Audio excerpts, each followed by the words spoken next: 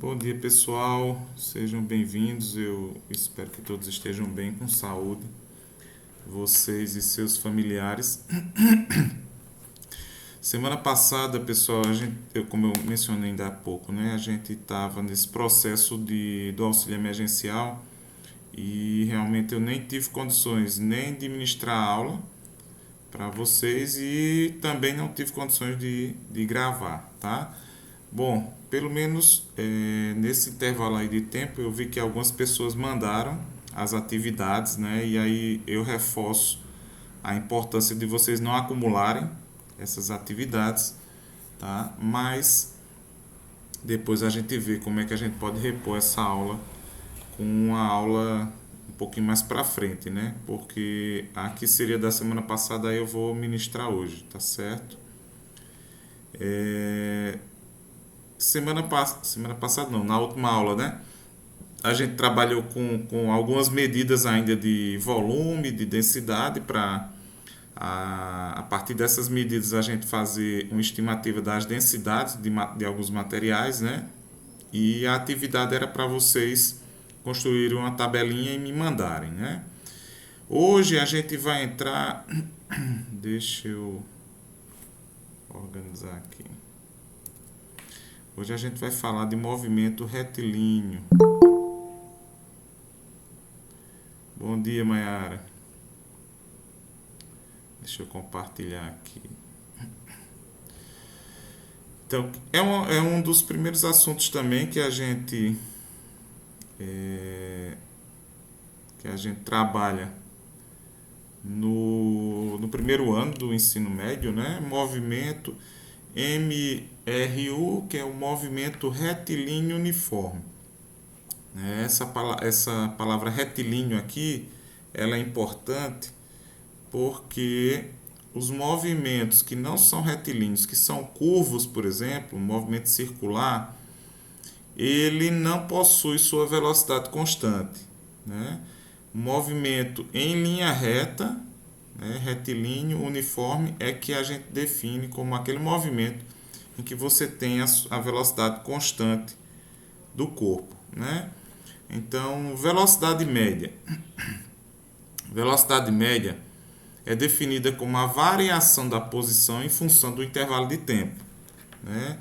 Então, para quem recorda o que é uma velocidade, velocidade é uma mudança de posição com a mudança do tempo, né? É claro que se o tempo não muda, se eu tenho sempre o mesmo ponto do tempo, eu também vou estar com qualquer coisa na mesma posição, né? Mas aí com o passar do tempo, a posição de um móvel vai variando, né? E a divisão entre a posição e o tempo é o que me dá a velocidade, nesse caso uma velocidade média, né? Uma variação delta S dividido por delta T. Delta, que representa mudança em física, né? Variação, é sempre a grandeza, o seu valor final menos o inicial. Tá?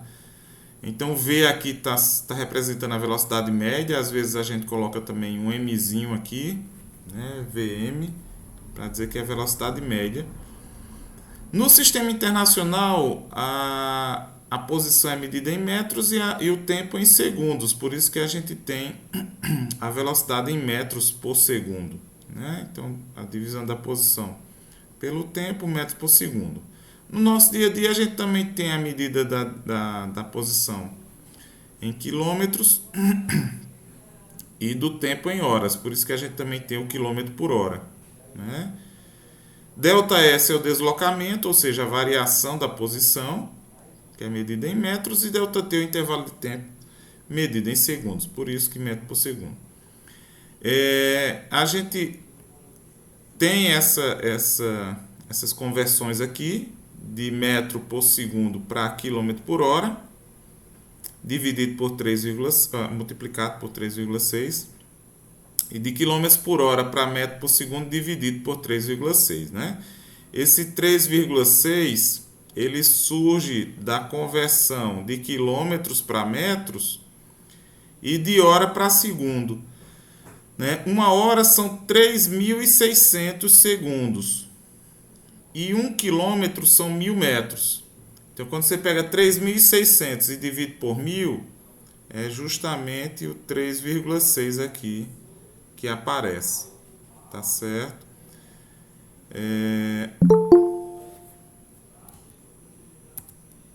Quem é que tá aqui? Bom dia, Débora. Bom dia, professor. Então, deixa eu ver aqui se esse negócio passa. Um corpo, né, um determinado objeto, que ele se movimenta com velocidade constante, a gente diz que ele está fazendo um movimento retilíneo uniforme, desde que esse movimento seja em linha reta, né? Seja em linha reta, seja na superfície plana, ele nem esteja subindo, nem esteja descendo, porque aí a ação da gravidade, né, vai fazer com que atrapalhe, a não ser que o atrito cancele a gravidade, né? Que é o que a gente vai ver na proposta do experimento de hoje, tá certo? Então, o movimento retilíneo uniforme acontece com velocidade constante, né? Nesse tipo de movimento, não há aceleração, ou melhor dizendo, a aceleração ela é nula, né? A aceleração não só na horizontal como na vertical. A gente, né, não vai ter o móvel se movendo, mudando sua velocidade. Quando a gente diz que a aceleração é nula, justamente a aceleração é uma mudança na velocidade, né? Quando a velocidade não muda, é porque a aceleração é constante.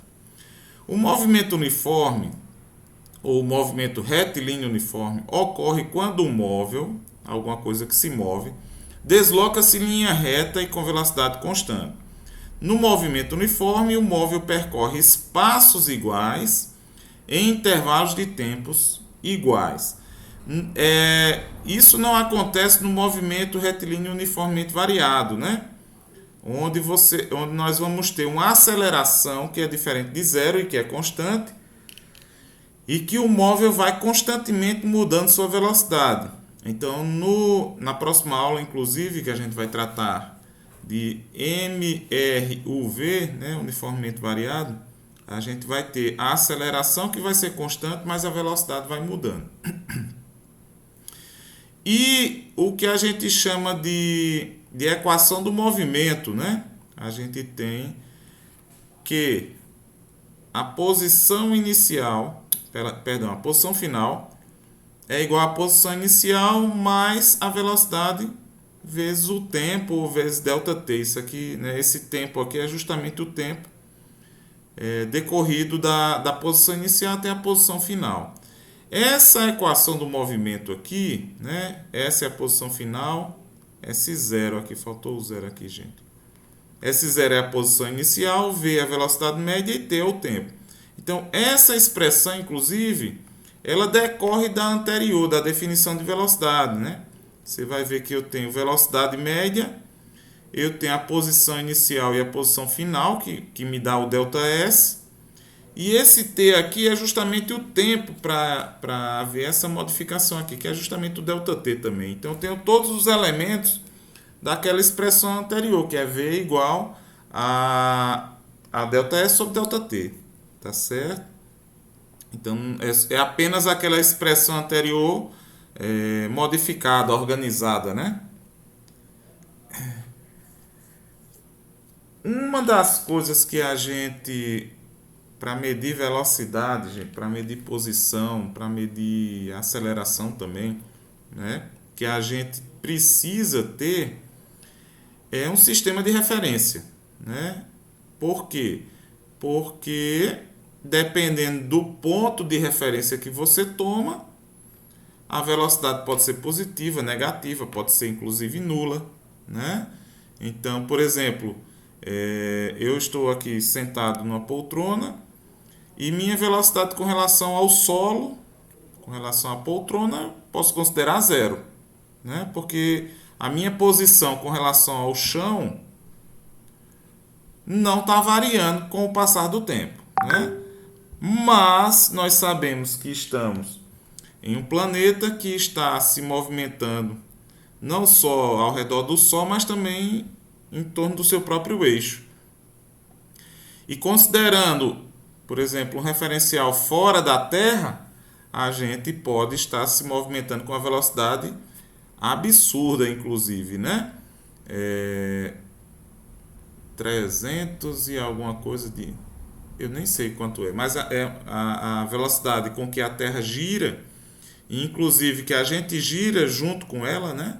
É uma velocidade altíssima, né? Para os nossos padrões aqui da Terra. Mas como a gente vai girando junto com ela, a gente nem sequer sente, né? É como se a gente tivesse em repouso e estamos em repouso com relação a ela. O mesmo exemplo de uma pessoa que vai sentada no ônibus, né? Que em relação ao próprio ônibus a sua velocidade é zero. Mas em relação ao tráfego, né? Ao chão, por exemplo, sua velocidade é diferente de zero. Então, o ponto de referência, o sistema de referência que a gente toma, ele influencia diretamente nas nossas medidas, né? Geralmente, a gente não menciona muito o sistema de referência porque a gente convenciona tomar o sistema de referência como o chão, como o solo, né? Mas é possível sim que a gente tenha outros sistemas de referência. E na física, nenhum sistema de referência ele é melhor do que o outro, né? No nosso dia a dia, sim. No nosso dia a dia, a gente sempre toma o solo, o chão, como nosso sistema de referência, como sendo o melhor, né?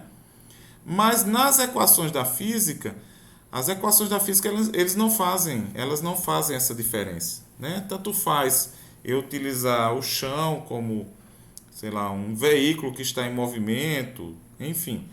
E daí surgem algumas coisas que no nosso dia a dia a gente diz que é impossível, que é loucura, né? Mas, por exemplo, um carro que se aproxima e bate de frente com um muro, né? No nosso dia a dia a gente diz, não, o carro vinha em alta velocidade e se chocou com o muro. Bom, na física, como o sistema de referência influencia, né? Se eu tomar o meu sistema de referência como muro, né, eu vou ver ao passar do tempo o carro se aproximando do muro e se chocando com ele, como a gente vê no nosso dia a dia. Agora, se eu tomar o meu sistema de referência como sendo no carro, o que é que acontece? O que é que muda? Muda que ao passar do tempo, o meu sistema de referência sendo o carro, eu vou ver o muro cada vez mais se aproximando e chegando a se chocar com o carro. E esse muro se aproximando com uma velocidade bem grande, inclusive, né? Então, mas aí vocês dizem, professor, mas é impossível o muro se deslocar e o carro ficar parado. Perfeito, no nosso dia a dia isso. Só que nas leis da física, os efeitos são os mesmos, entendeu? De você tomar um sistema ou outro como referência. Para definirmos corretamente o movimento de um corpo, é necessário escolher um referencial. Tem alguém entrando aí?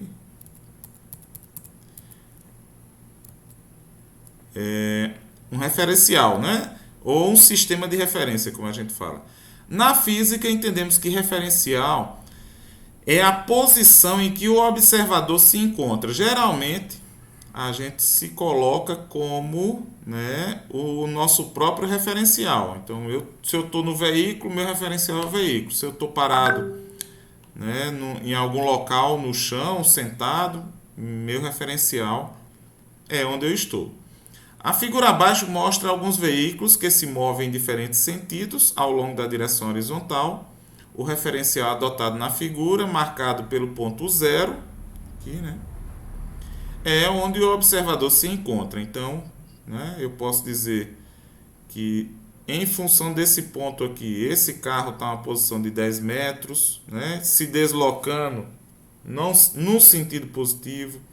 Esse aqui está numa posição de 15 metros, mas ele já está se movimentando num sentido negativo. Esse aqui está numa posição de menos 10 metros, né, com a velocidade que vai estar no sentido negativo. Então, Esses detalhes aqui fazem toda a diferença, inclusive quando a gente vai montar a nossa equação do movimento, né, para poder fazer as previsões de, por exemplo, se eu sei que esse carro está nessa posição, esse carrinho branco aqui, e que ele está se movimentando, né, para a esquerda com a velocidade, sei lá, de 5 metros por segundo, eu consigo prever que daqui a 2 segundos ele vai estar numa posição de menos 20 metros. Né?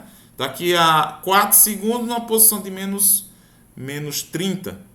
Né? Porque a cada uma velocidade de 5 metros por segundo significa que a cada segundo ele percorre uma distância de 5 metros.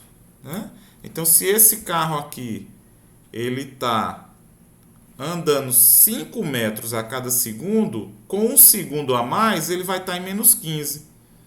Com 2, ele vai estar em menos 15, menos 5, menos 20 metros. Né? E assim por diante, eu consigo prever que a cada segundo ele anda 5 metros. Também consigo prever que na metade de um segundo ele anda 2,5 metros e assim por diante. Né? Por outro lado, bom, como ele está indo no sentido negativo. Oi. O senhor travou, aí parou a apresentação. Eita, desculpe.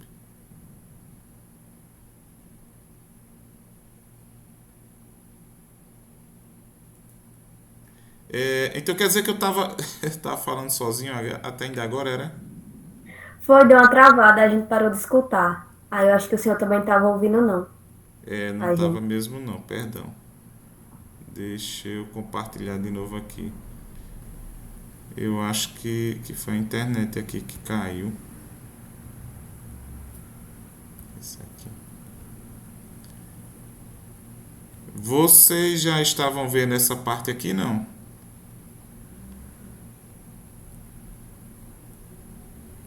Essa parte sim. Sim, né? Pronto. Tá aí. Então, eu estava comentando com relação ao sistema de referência, né, o referencial. Na física, entendemos que referencial é a posição que o observador se encontra. A figura abaixo mostra alguns veículos que se movem em diferentes sentidos ao longo da direção horizontal. O referencial adotado na figura, né, marcado em 0 aqui, é onde o observador se encontra. Então, um carro que está a 10 metros à direita do observador, do referencial, a gente marca a posição dele como sendo de 10 metros. Professor, com licença, só um instante. Eu não sei se a gravação continuou depois dessa queda. Tem como o senhor ver? Rapaz, está continuando aqui. Então ótimo. Porque a gravação eu não estou fazendo pelo Meet, tá? Eu estou fazendo pelo OBS. Aí eu acho que o que caiu foi a internet, tá certo? Mas obrigado, viu, Felipe? Valeu. Sim, então, dependendo do ponto que eu tomo como referência, eu posiciono os corpos, né? E aí, esse referencial, ele também me dá sentido positivo e sentido negativo, né? Então, esse carrinho vermelhinho aqui, que ele está numa posição de 10 metros, o que é que acontece? Se eu souber, né, é importante, inclusive, para eu montar aquela equação do movimento que a gente viu lá. Eu preciso saber qual é a posição inicial. Se eu souber qual é a velocidade que ele está se deslocando, por exemplo, de 5 metros por segundo, eu consigo prever qual é a posição que ele vai estar, por exemplo, daqui a alguns segundos. Então, se ele está se movimentando a 5 metros por segundo, daqui a 2 segundos ele vai estar na posição de 20 metros. Né? Por quê? Porque 5 metros por segundo, esse carro está andando 5 metros a cada 1 segundo. Então, se eu digo que se passaram 2 segundos, ele andou 10 metros. Só que ele já estava na posição 10. Então, se ele estava aqui nessa posição 10 e andou mais 10, ele vai chegar em 20 metros depois de 2 segundos. Ele vai chegar a posição 30 metros, depois de 4 segundos. Né? E aí eu posso até perguntar, e quando é que ele vai chegar na posição 50 metros? Né? Ele vai chegar na posição 50 metros depois de 8 segundos. Quando ele decorrer 8 segundos a partir daqui. Né? Então, essa é a função da equação do movimento. Né? No caso aqui do movimento retilíneo uniforme, onde a velocidade é constante. É de você conseguir fazer previsões de deslocamento e de tempo. Então, a gente faz muito isso quando a gente está se deslocando em viagem, né? A gente diz, tá faltando, sei lá, estou indo para João Pessoa, né? Daqui para João Pessoa são 135 quilômetros, né? Eu vou gastar aí mais ou menos umas 2 horas, né? Ou seja, eu estou prevendo um deslocamento em torno de 75, 78 km por hora, né? A minha velocidade média nesse percurso, né? A velocidade média porque é a média de toda a distância e de todo o tempo, né? Existe uma outra velocidade, que é a velocidade instantânea, que é justamente aquela velocidade que é medida no velocímetro, né? O velocímetro do carro, da moto, qualquer veículo. Tá? Por quê? Porque aquela velocidade é a velocidade naquele instante. Ela pode até se manter constante, né, em alguns segundos do trajeto, quando você pega uma reta, quando você, sei lá, né, que a velocidade se mantém constante. Mas quando você encontra uma subida, a velocidade diminui. Quando você acelera, a velocidade aumenta. Quando você freia, a velocidade diminui. E assim por diante, né? Quem dirige entende bem como é que é essas coisas. E aí a gente faz essas coisas meio que artesanalmente, assim, né, por assim dizer, de fazer esses cálculos de distância e de tempo, né? Mas a gente pode também fazer utilizando a equação do movimento, tá certo? Então, é isso que eu estava mencionando com relação ao sistema de referência, que o sistema de referência ele não só me dá posições, mas também sentidos. Então, por exemplo, como esse carrinho aqui ele está se deslocando para a direita, que eu estou considerando como um sentido positivo. Bom dia, Aldinei. Que eu estou considerando o sentido positivo da minha trajetória, então eu digo que essa velocidade aqui, a velocidade desse carrinho é positiva. Porque à medida que o tempo vai passando, ele vai aumentando o valor da sua posição. Já esse branquinho aqui e esse outro aqui também, eles estão se deslocando para um lado, para um sentido negativo, né, da minha trajetória que eu estou considerando. Então, a velocidade desse carrinho e a velocidade desse carrinho são negativas. Por quê? Veja, se eu estou aqui, né, com a posição de mais 15 para esse carrinho branco aqui, e ele está se deslocando, vamos dizer, a 2 metros por segundo, né? Então, depois de 1 segundo, ele vai estar na posição 13. Depois de mais 1 segundo, ele vai estar na posição 11. E assim, 9, 7, 5, né? 3, 1, né? E depois ele vai passar até para menos 1 aqui. Ou seja, se ele está se deslocando e a sua posição está diminuindo com relação ao referencial, é porque a velocidade é negativa, tá certo? Então, isso vai ser importante também quando a gente for fazer a atividadezinha experimental que eu vou propor, que nós vamos propor nessa aula de hoje, tá certo? Segundo esse referencial, os carros à esquerda encontram-se em posições negativas, enquanto os carros à direita encontram-se em posições positivas, mas também os carros que se deslocam para a esquerda têm velocidades negativas e os para a direita velocidades positivas, né? Então, é quando a gente diz que a velocidade é uma grandeza vetorial, tá, gente? Porque não adianta eu mencionar somente o valor e a unidade, mas eu também tenho que mencionar qual é a direção e qual é o sentido, né? Os movimentos uniforme, ou retilíneo uniforme, eles vão me dar, né, eu vou poder construir gráficos deles da posição em função do tempo, né? Então, um móvel, o que é um gráfico desse aqui, que inclusive sempre vai ser uma reta, tá, gente? Sempre vão ser retas. Por quê? Porque a velocidade é constante. Vocês lembram que o movimento retilíneo uniformemente variado, ele vai dar um gráfico, mas não é uma reta. É uma parábola, né? É aquela curva lá, tá certo?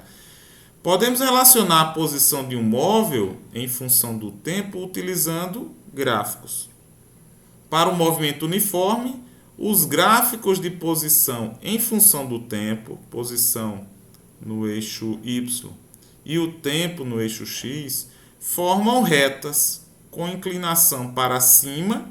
A inclinação, gente, a gente sempre pensa da esquerda para a direita, tá certo? Então a inclinação aqui para cima ou para baixo, a gente vai ver um pouquinho mais na frente. Para cima se o movimento for progressivo. O que é um movimento progressivo? É um movimento que tem uma velocidade positiva. Ou seja, o carro está se deslocando para a direita, no nosso referencial anterior. E um movimento regressivo, ou seja, está regressando, está voltando, né? Está numa direção contrária, tá certo? Em outras palavras, a velocidade vai ser negativa, respectivamente. Então, para cima, velocidade positiva. Se o gráfico for assim, ó, a velocidade vai ser negativa. Confira um exemplo de gráfico da posição em função do tempo para o movimento uniforme progressivo. Então, progressivo. Gente, a gente sempre vai ter no tempo zero, aqui, né, tempo inicial, a posição inicial, certo? Não necessariamente que a posição inicial vai coincidir com a posição zero, né? Aqui no gráfico anterior, por exemplo, cada posição inicial aqui não é zero, é 10, é menos 10, é 15, né? Então aqui, por exemplo, poderia ser o gráfico daquele laranjado lá que começa numa posição de 10 metros, né? E dependendo da velocidade, gente, essa inclinação é maior ou menor, né? Quando a inclinação é maior é porque a velocidade também é maior, certo? E quando a inclinação é menor, ele gasta, né? Ele se desloca num espaço menor no mesmo tempo, tá certo? Então, é claro que para eu saber mais ou menos a velocidade e construir um gráfico desse, eu preciso de pelo menos dois pontos, né, que eu marco. Um que eu vou chamar de posição inicial, outro mais para frente que eu vou chamar de posição final. Alguns nem trazem esse F aqui, escreve somente o S, né, como a gente tinha lá na equação do movimento. E claro, no tempo inicial, que eu geralmente tomo como zero, meu tempo inicial, né? Dificilmente eu não coloco como sendo zero. E o meu tempo final, que no final das contas, se o tempo inicial for exatamente quando eu começo a cronometrar, que é o zero, o tempo final vai corresponder justamente à variação do tempo, né? Então, eu vou fazer, sei lá, 10 segundos. 10 menos zero vai ser 10. Então, por isso que muitas vezes eu nem falo em ΔT, eu falo somente no tempo de... Pessoal, eu caí de novo? Foi não? Deu uma travada. Foi? Mas não saiu da sala, não. Deu uma travada, professor. Puxa vida, o que está acontecendo com o Meet? Será que é a minha internet? Foi muito tempo, não? Acho que uns 10, 15 segundos. Puxa vida. Eu fico nesse vai e vem. Não, eu estava só explicando aqui com relação ao gráfico, né? Que aí eu preciso de duas posições, né? E pelo menos de dois tempos para eu poder traçar o gráfico. E, inclusive, é uma das atividades que eu vou solicitar a vocês, tá certo? É a construção de um gráfico.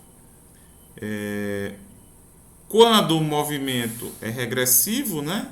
Ou seja, também chamado de retrógrado, a velocidade é negativa, eu vou ter uma posição inicial, né, que tem um valor maior, inclusive, do que a posição final. Ou seja, é quando o corpo está se deslocando para a esquerda, né? Nesse de cá, ele está se deslocando para a direita. É onde eu digo que a velocidade é positiva e aqui a velocidade é negativa, tá certo? Também preciso de 2 pontos, um inicial de posição e de tempo e um final de posição e de tempo também, tá certo? Um exemplo, né? Um exemplo. Para eu escrever a minha função horária, né? A equação do movimento, a função horária, eu preciso de algumas informações. Então, o experimento que a gente vai, que na verdade eu gravei, né? E vocês vão assistir, eu vou passar para vocês daqui a pouco. A gente tem o seguinte, a gente tem um movimento que vai acontecer dentro de um líquido, né, um tubinho, um plano inclinado que a gente tem no nosso laboratório, que a gente tem uma bolha e tem uma esferazinha de metal. Então, com a inclinação, a bolha sobe e a esferazinha vai descer, né?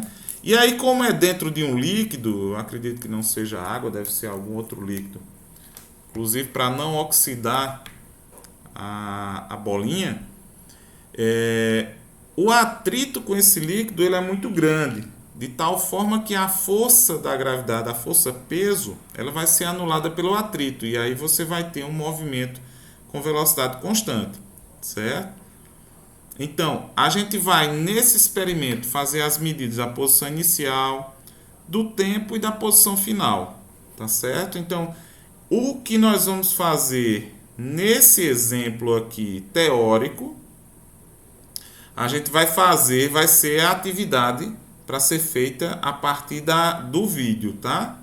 Então, nesse aqui eu tenho um móvel que parte da posição inicial menos 15 metros e após 12 segundos encontra-se na posição 45 metros, né? Então, quando eu imagino lá a minha reta, eu estou à esquerda a menos 15 e ele está se deslocando para a direita e ele vai chegar, depois de 12 segundos, numa posição que eu medi que é de 45 metros, né?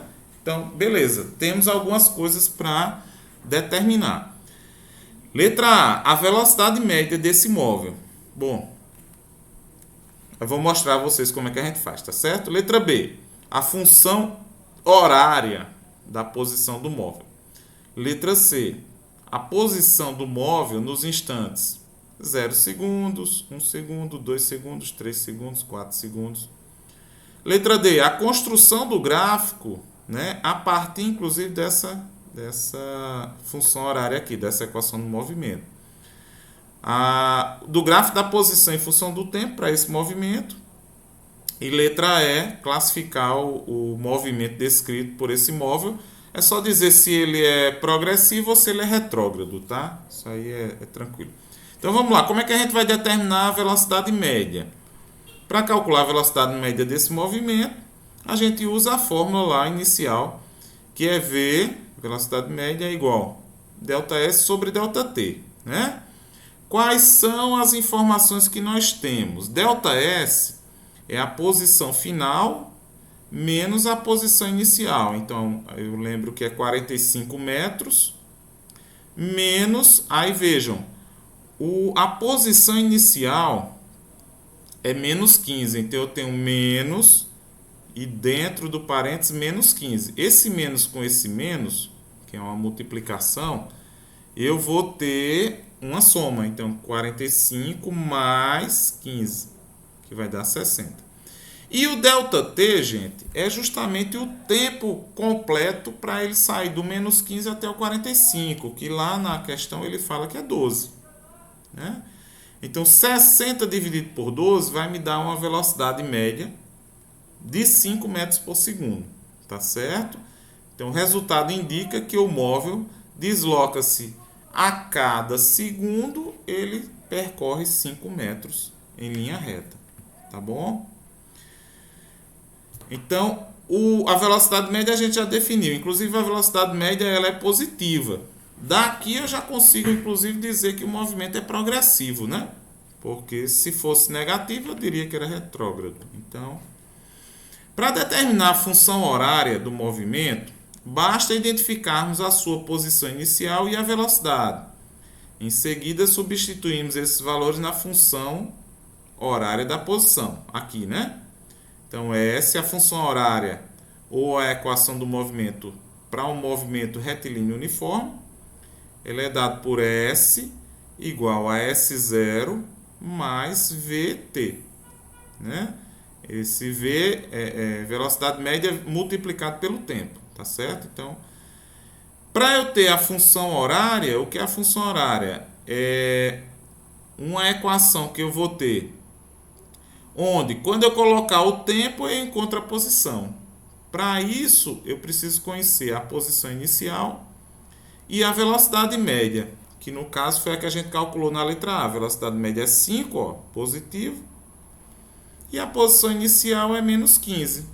Pronto. Então, a minha função horária, a minha equação do movimento, ela diz que a posição desse móvel, né, desse, sei lá, esse objeto lá, ela depende do tempo nessa equação aqui. Então, se eu colocar, como eu vou fazer, né, na letra C, que ele me pede, qual é a posição do móvel em 5 segundos? Qual é a posição do móvel em 3 segundos? Então, essa expressão aqui vai me dar a posição do móvel em toda a faixa lá do seu deslocamento. Por quê? Porque basta eu colocar aqui qual é o tempo que eu encontro qual é a posição, certo? Porque eu já sei qual é a posição inicial e já sei como é que ele está mudando essa posição com sua velocidade. Então, na letra C ele disse, me dê a posição do móvel no tempo 0, 1, 2, 3 e 4 segundos. Então, quando eu pego essa função horária aqui e saio substituindo aqui, ó, o tempo, né? 0. Isso aqui vai dar 0 e eu vou ficar com a posição igual a menos 15. Quando eu substituo 1 aqui, vai ficar 1 vezes 5 dá 5. Menos 15 mais 5 vai dar menos 10. Então, já dá para eu ter uma noção que ele está em menos 15. Vai vir para menos 10. Vai vir para menos 5. Vai chegar em 0. E vai seguir, né, a partir de 0 com as posições positivas. Então, é só pegar 2, né, substituir o tempo aqui e multiplicar pelo 5 e subtrair, nesse caso aqui, do 15. Né? Aí, quando é que ele vai chegar na posição 0? Após 3 segundos. Porque ele vai andar 5 mais 5 mais 5, que dá 15. Vai chegar em 0. E assim vai. Né? Com 4 segundos, com 5 segundos. Aí dá para eu fazer, inclusive, de cabeça. Né? Se ele está na posição, em 4 segundos, na posição 5, se ele anda mais 1 segundo, ele anda mais 5 metros. Então, 5 mais 5, 10, 15, 20. E assim vai. E aí vocês vão ver, se continuarem aí, que quando chegar a 12 segundos, aí ele vai encontrar-se na posição 45 metros, como foi dito lá no início, né? E para construir o gráfico? Para construir o gráfico, a primeira coisa que eu tenho que fazer, né, é desenhar aqui o eixo X e o eixo Y, né? O eixo Y, o eixo X. O eixo X, eu vou nomear ele, né, como sendo o tempo, e geralmente eu coloco a unidade, gente, em parênteses, tá certo? Então, o tempo que vai ser dado em segundos, e a posição, que aqui, inclusive, eu já peguei e copiei direto, mas esse S é minúsculo, né? A gente está usando ele minúsculo. A posição em metros, tá certo? Umas setinhas, aqui está, inclusive, bem exagerado, mas qual é a minha posição inicial? A minha posição inicial é menos 15. Né? E aí aqui eu faço um pontinho porque é a posição quando o tempo está aqui. Quando o tempo é zero. A minha posição aqui tem um ponto, né? Como no movimento retilíneo uniforme a gente sabe que o gráfico é uma reta, me basta apenas um outro ponto, tá certo? Me basta apenas um outro ponto, que pode ser, aí depende do tamanho do gráfico que você quer fazer, né? Que pode ser aquele tempo lá de 12 segundos, então eu teria que dar uma esticada bem grande aqui, marcaria o ponto 12 e também daria uma esticada bem maior aqui para marcar o ponto 45, né? Então 45 eu vou ligar com o ponto 12, né, do eixo X, e aí eu vou ter um ponto aqui, que também vai ser alinhado com esse aqui. Nesse caso aqui, ele usou um outro ponto, que foi o tempo de 4 segundos, né? 1, 2, 3, 4. E em 4 segundos a gente tinha lá no anterior aqui, né? Que 4 segundos ele estava na posição 5 metros. Certo? Então, feito isso, eu vou marcar outro ponto aqui, e aí, claro, com uma régua, né? Eu traço essa reta aqui. Mas essa reta ela tem alguns detalhes, gente. Como a questão ela só fala, né, do deslocamento do móvel da posição menos 15 até 45, eu não posso extrapolar essa reta indefinidamente, tá certo? Aqui eu posso extrapolar até 45, que ia ficar bem lá para cima, né? Posso extrapolar porque a questão me diz que nesse intervalo aí, a velocidade do móvel ela foi constante, certo? Mas eu não sei antes de menos 15 ou depois de 45 como é que isso acontece, entendeu? Então, eu não posso extrapolar isso aqui indefinidamente, né? Infinitamente. Por quê? Porque qual é o móvel que se desloca com velocidade constante indefinidamente, né? Então, cada questão tem o seu limite, tá certo? Eu não posso também extrapolar aqui, ó, para antes, a não ser que haja assim um exercício, né, que diga assim: e se ao invés de partir de menos 15, né, ele continuasse esse movimento antes de menos 15? Aí eu posso prolongar aqui, né, até menos 20, sei lá, né? Mas sem ninguém dizer nada, o meu limite fica entre as extremidades da questão, tá certo? Porque aí ninguém garante que antes ou depois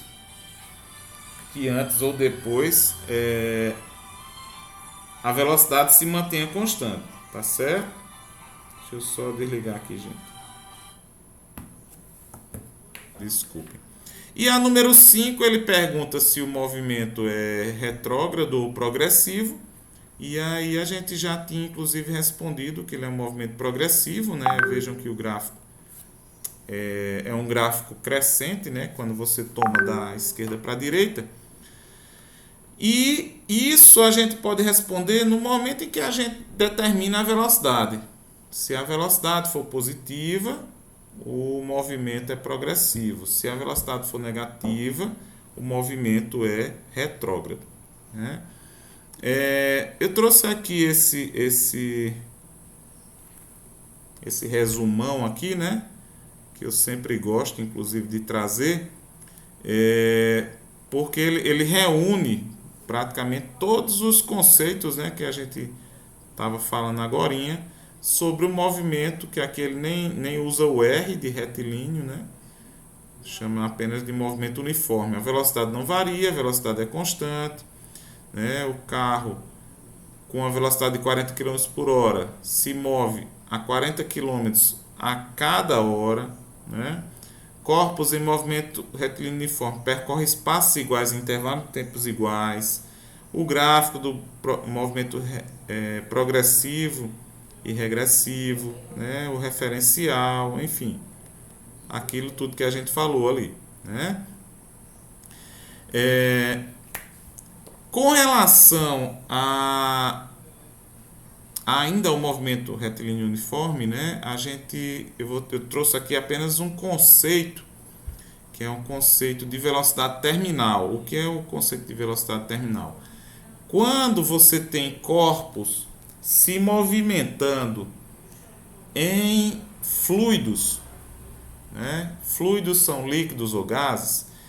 Quando, por exemplo, o paraquedista ele salta de um avião, né, ou de algum local, ele começa a cair e o aumento da velocidade dele vai produzir uma força de resistência, né? Aquela mesma força de resistência que quando a gente está em um carro, por exemplo, ou em uma moto, você está no carro, por exemplo, você coloca a mão do lado de fora, você sente o vento batendo, né? Produzindo uma força contrária, né, ao movimento. O movimento tá para frente, o vento que passa ele vai empurrar sua mão para trás, né? Dependendo da velocidade, certo? Você tem uma força aí, né, que é bem grande. Então, a ideia de velocidade terminal é a seguinte: quando o corpo está caindo, a gente sabe que a gente tem a força gravitacional, que é justamente quem está puxando ele para baixo. Só que essa força, né, produzida por esse ar, né, por essa queda, à medida que a gente vai aumentando nossa velocidade, tá, a força também vai aumentando. Então, enquanto você tem uma força puxando para baixo, à medida que a velocidade vai aumentando, vai existir uma força para cima também, contrabalanceando essa daqui para baixo. E vai chegar um ponto que a velocidade vai ser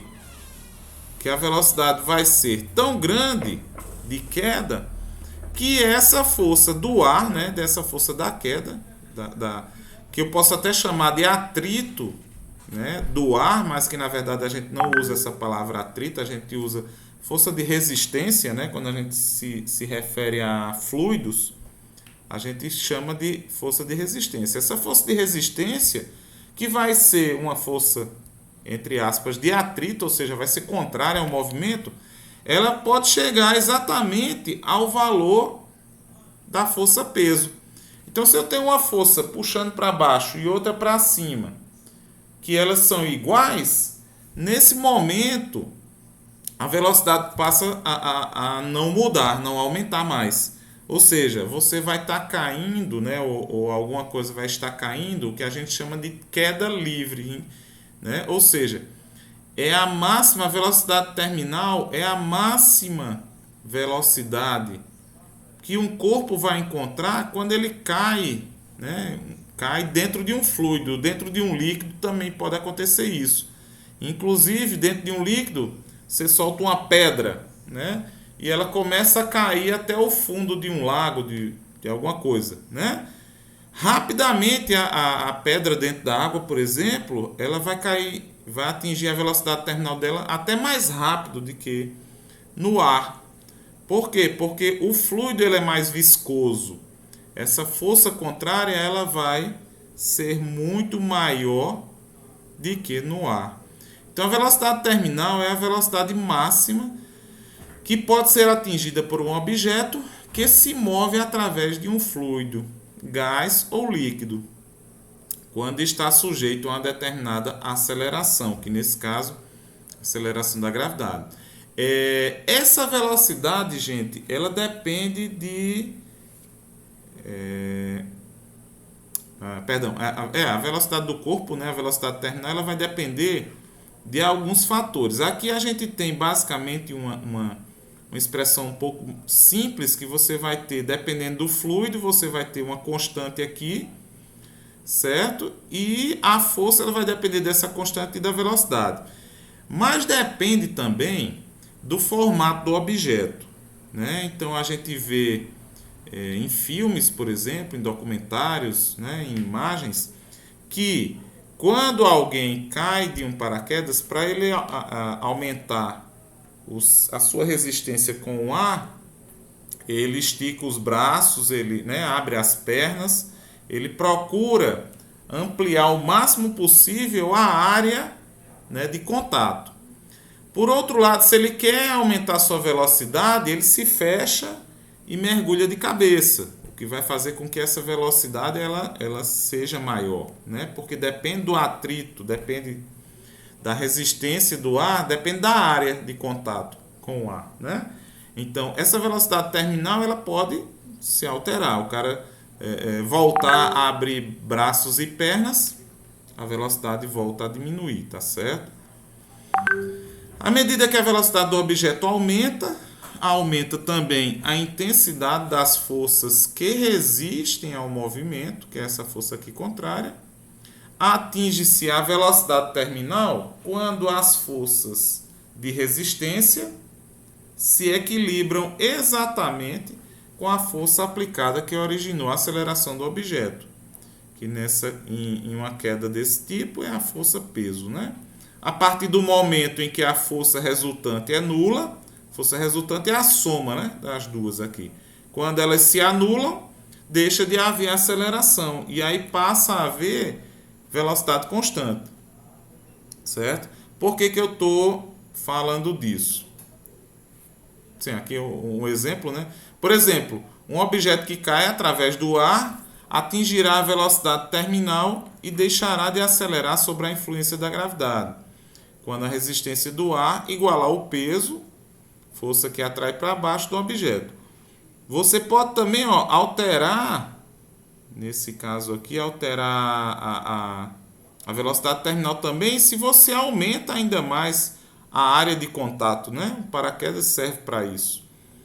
Os paraquedas são projetados para aumentar a resistência do ar, de forma que a aceleração da pessoa ou objeto em queda cesse mais rapidamente, limitando assim a velocidade terminal a um nível seguro. Então, seria uma velocidade em que daria segurança da pessoa chegar ao solo, né? Então, deixa eu mostrar aqui para vocês. E aí eu vou compartilhar aqui. Primeiro deixa eu abrir.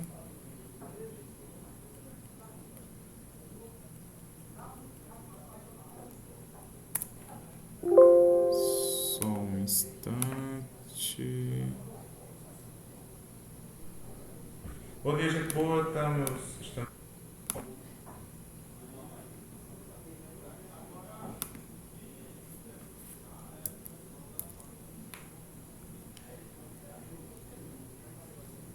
Bom, agora eu tenho alguns vídeos. Não, deixa eu compartilhar a tela inteira, que é melhor.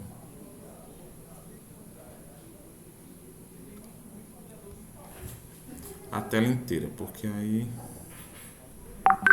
fica mais fácil.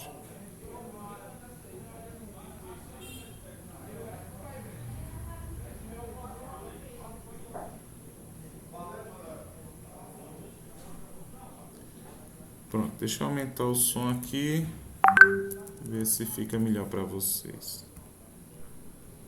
Bom dia, gente boa.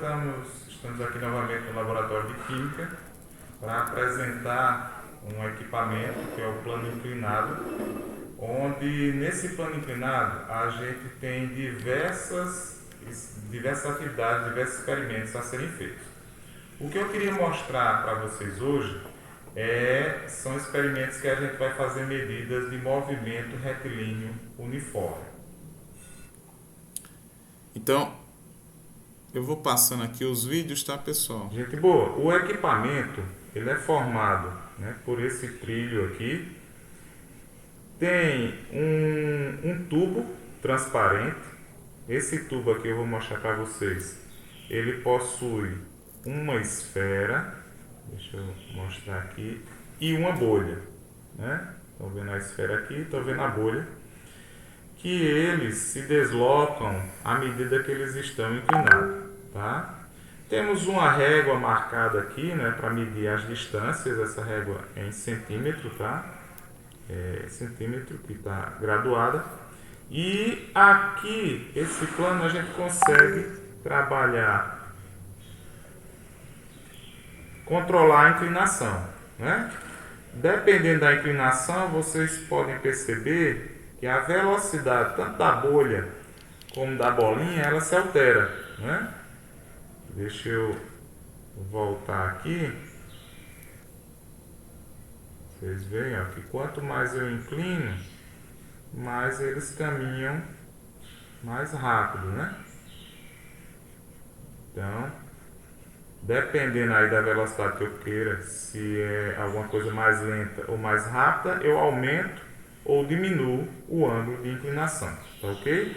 E esse é um equipamento que a gente já compra pronto, obviamente, né? Se estivéssemos presencialmente, estaríamos fazendo experimentos nesse equipamento.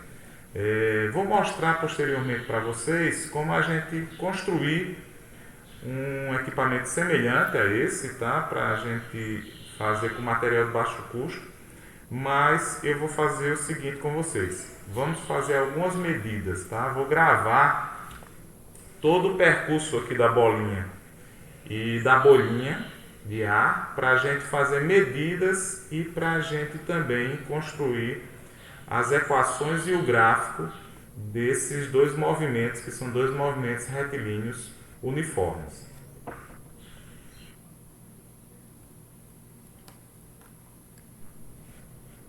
Então, pessoal, para a gente iniciar o experimento, né, precisamos retornar a bolinha e a bolinha para a sua posição original, tá?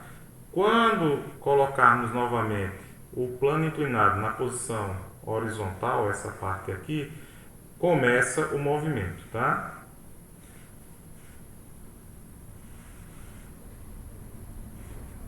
Em função do ângulo, a velocidade deles é baixa. Temos o encontro, né, dos dois móveis. E a bolinha, inclusive, tem uma velocidade maior do que a esfera.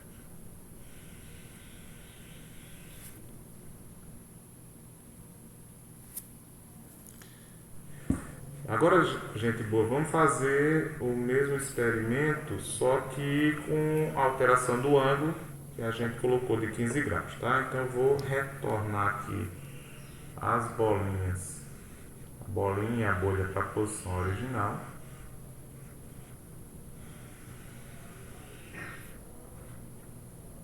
E vou iniciar o experimento.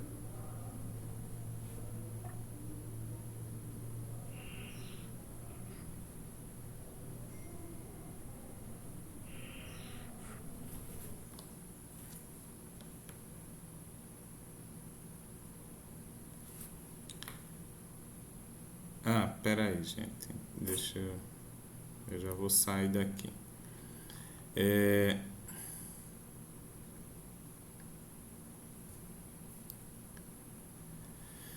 Então, foram dois experimentos que a gente fez no laboratório de química, né, utilizando o plano inclinado. Por que que eu falei agora no final para vocês da velocidade terminal? É justamente em função da velocidade terminal da queda, né, que eu consigo garantir que aquela esferazinha e a bolha, elas se deslocam praticamente em velocidade constante, né? Ali eu tenho um plano, né, um braço inclinado em torno de 40 centímetros, né, que é 400, ali vocês veem 0, 200, 400, ali ele está medindo em milímetros, né, mas aí as divisõezinhas são em centímetros. E o vídeo que começou a passar posteriormente foi um vídeo que eu transformei aquelas duas pequenas gravações mais lenta, né? Com 25% mais lento, e a do 15 graus, que ela inclusive é bem mais rápida, eu transformei para 50% mais lento, né? Então, qual é a atividade que eu queria deixar para vocês hoje? Sexta-feira eu vou pegar o vídeo de 15 graus e eu vou fazer a medida das posições, da velocidade. Vou construir o gráfico como exemplo para vocês verem, tá? Sexta-feira a gente faz isso. E eu vou querer que vocês façam o de 5 graus a partir do vídeo. Esses vídeos eu vou colocar no Siga A. Vocês podem assistir, podem pausar, tá certo? Para ver exatamente onde é que está a bolinha, né? Para fazer essas medidas, pode colocar em câmera lenta, enfim, certo? E sexta-feira eu vou fazer a de 15 graus para vocês terem como exemplo.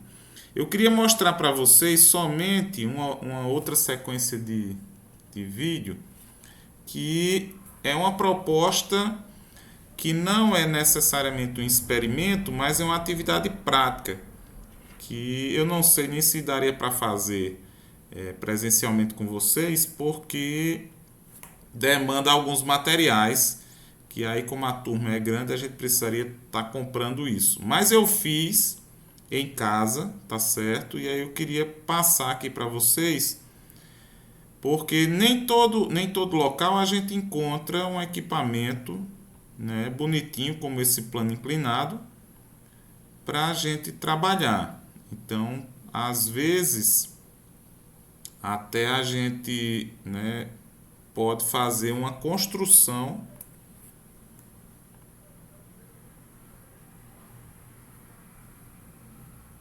A gente pode fazer a construção.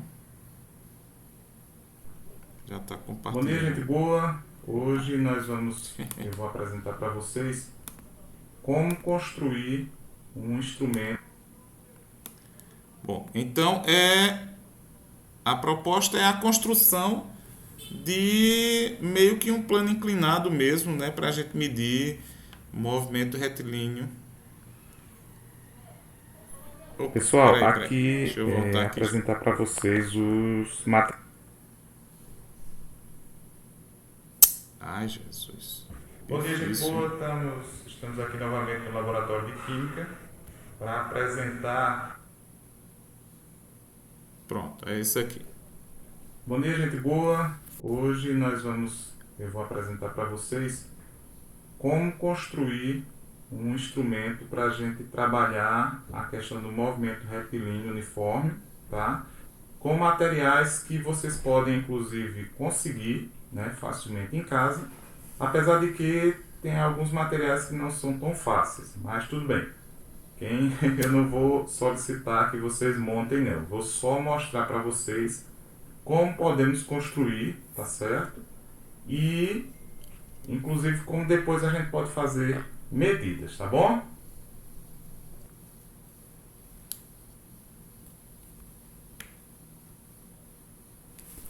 Pessoal, aqui apresentar para vocês os materiais, tá bom?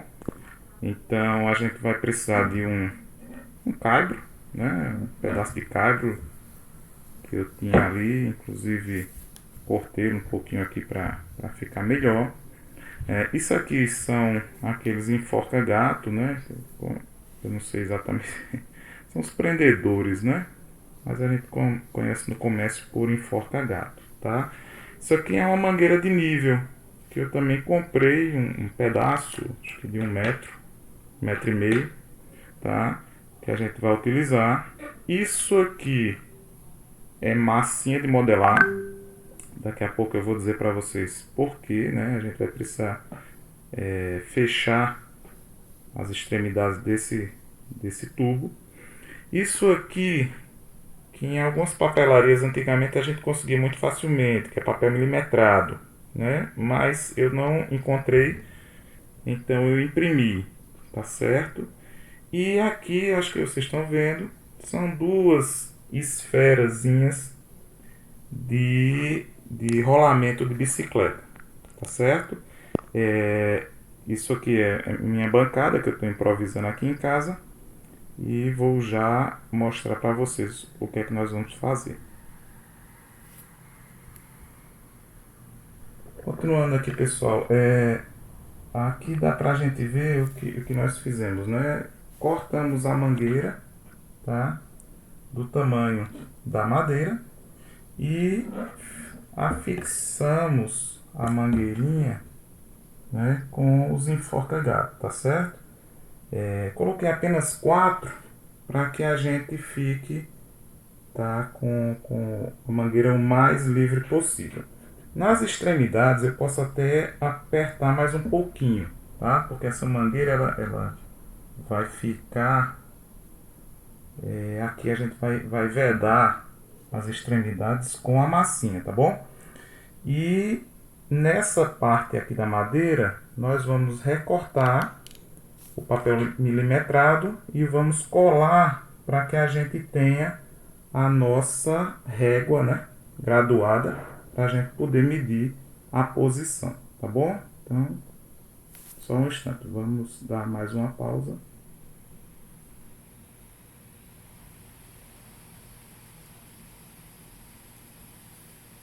Pessoal, aqui a gente já vê o papel milimetrado, né, cortado. Eu cortei em tiras, tá? Esse aqui foi um pedacinho que sobrou.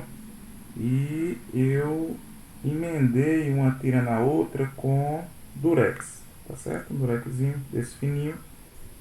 E colei, tá? Aqui, ó, próximo ao cano, porque fica melhor de visualizar. Eu colei com uma cola bastante, mas vocês podem ver aí, ou com a própria fita adesiva, ou com cola, né, normal mesmo, não tem problema, tá certo?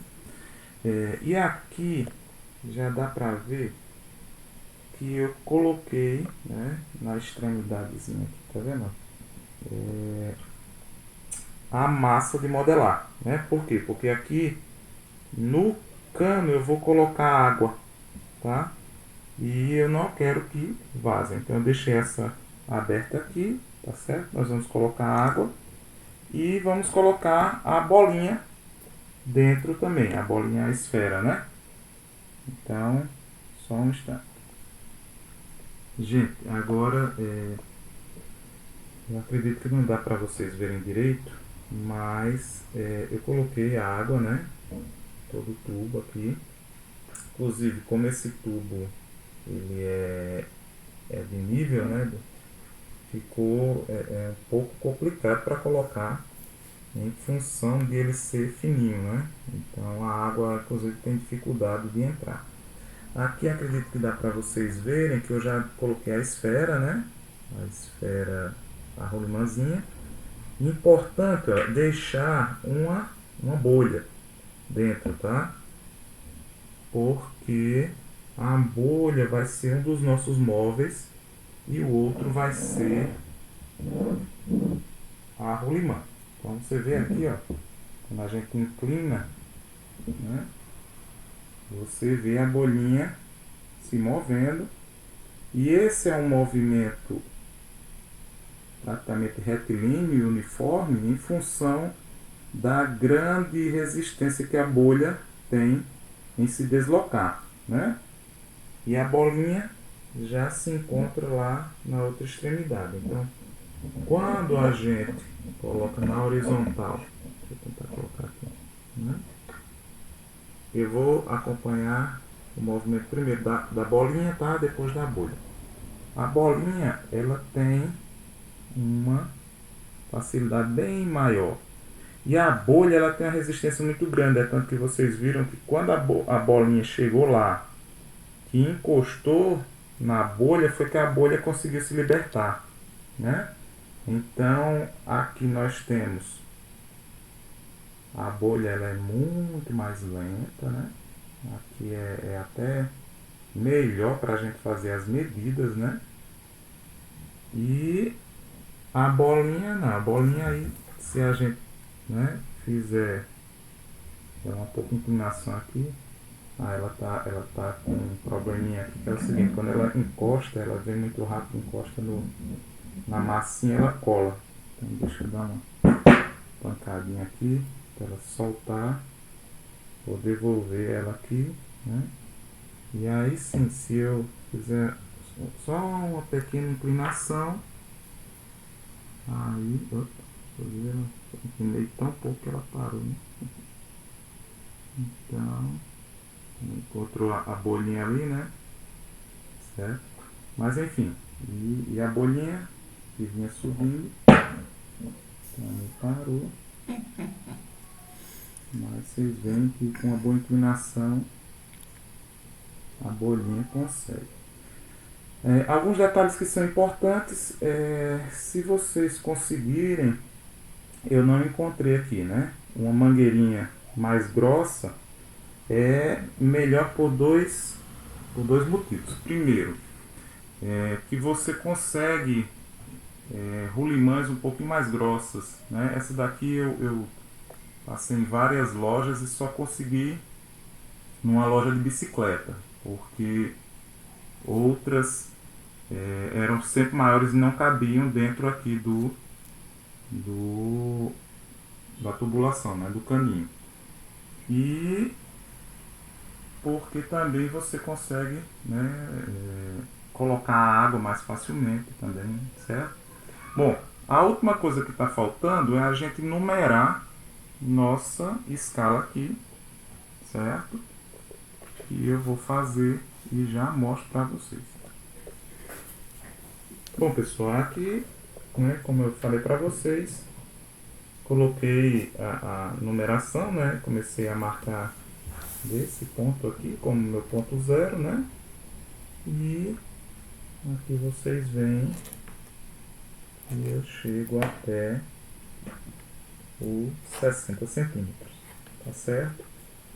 Se quiserem essa escala um pouco mais precisa, a gente pode a cada metade desse quadradinho também marcar aqui, né? E assim, depois que eu fiz, é que eu acho que talvez seja melhor a gente colocar essa parte em papel por último, tá?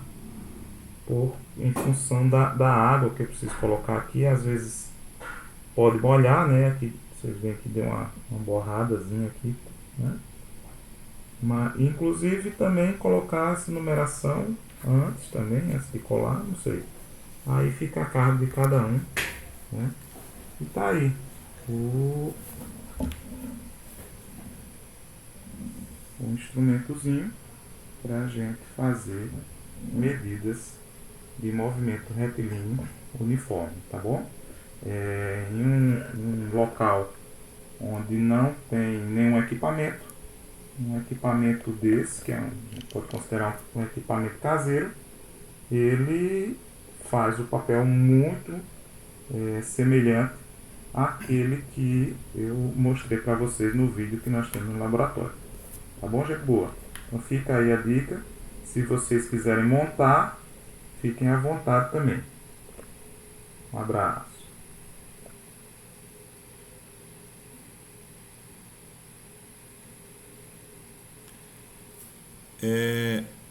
Tem alguns detalhes, né? Que aí eu só depois que eu fiz a montagem é que eu vi. Eu tava até pegando aqui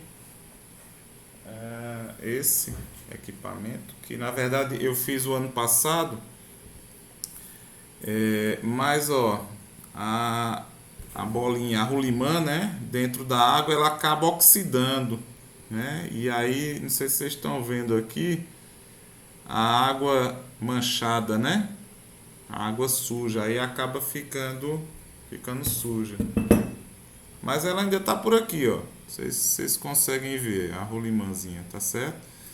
Uma coisa que eu vi agora também, ó, a bolha, eu acho que houve vazamento e a bolha ela ficou enorme aqui, ó. Deixa eu mostrar aqui pra vocês. É porque tá desfocando, mas a bolha tá desse tamanho aqui, ó. Então assim, é uma improvisação, né? Não é uma coisa que não é um equipamento que vai durar para sempre, nem que você vai poder guardar ele para sempre aí, né? Mas para algumas atividades, coisa mais mais rápida, dá para fazer. E aí o bacana é que tem a parte da construção, né, que é uma atividade prática, e depois pode ser feito a medida, né? As medidas. Tem algum detalhe também, eu achei também, quando eu construí, que eu deixei a bolha muito grande, né? Então tem que ver um pouco como é que controla essa bolha, né, para não ficar tão grande, que ela inclusive atrapalha o movimento da bolinha quando ela fica grande. Enfim, mas eu quis trazer para vocês a experiência, né? Não é um experimento, mas é uma prática, né? Ou seja, tudo que a gente faz com as mãos, construindo, a gente fala que é uma atividade prática, né? E isso é importante também, os meninos também, eles gostam, não só de medir, mas também de construir as coisas, né? Certo, pessoal? Então, vou terminando a aula de hoje por aqui, agradecendo aí a presença de vocês. Sexta-feira a gente faz, aí eu vou fazer como exemplo para vocês as medidas, né, e os gráficos, a função horária do movimento da bolinha e da bolha para a inclinação de 15 graus, tá? E aí eu deixo como atividade para vocês fazerem da inclinação de 5 graus. Vou colocar no Siga A, tá certo? Esse vídeo da aula de hoje e esses vídeos que eu apresentei para vocês também, tá? E também o roteiro da atividade. Beleza, pessoal? Então agradeço aí a presença de todos. Desejo que todos permaneçam saudáveis, né? E até sexta-feira de manhã, quando a gente se encontra novamente. Beleza? Certo, professor. Tchau, até sexta. Valeu, gente. Deixa eu